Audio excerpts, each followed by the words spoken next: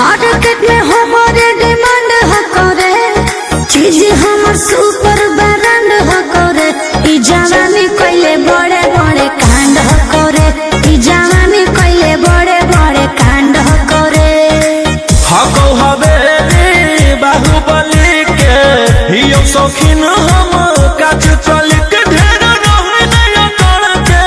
तू हकीरानी गोरी अपन शहर के, हम हियो राजा गुलाबी नगर के।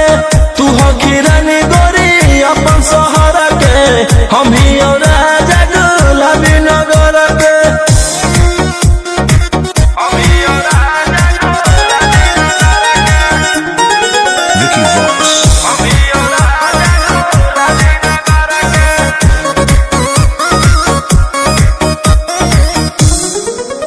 आगे हमारा पलैकिन हो जा है दीवानी, मौज में काटो ही हम जवानी।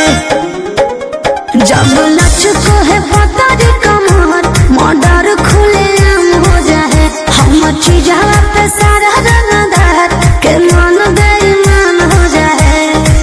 रखो ही हम मिलन के लुक के, हाथ में सूटा कमर में बंदूक तन रही हो संभाल के। तू हकीरानी गोरी अपन शहर के, हम ही राजा गुलाबी नगर के। तू हकीरानी गोरी अपन शहर के, हम ही राजा गुलाबी नगर के।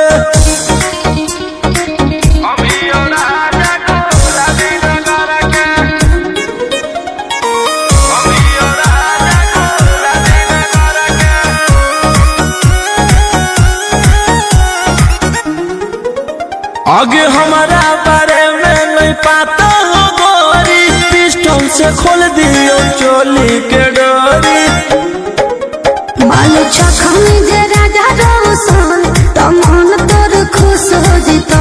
जल्दी हो कोनी भरोसा तोरा यार, तो सट महसूस हो जितो। अंगूरी जब उठे मिरोही पे, देवो सटाई दू नालियो ही पे रख देवो नगर के। तू हकीरानी गोरी अपन शहर के, हम ही राजा गुलाबी नगर के। तू हकीरानी गोरी अपन शहर के, हम ही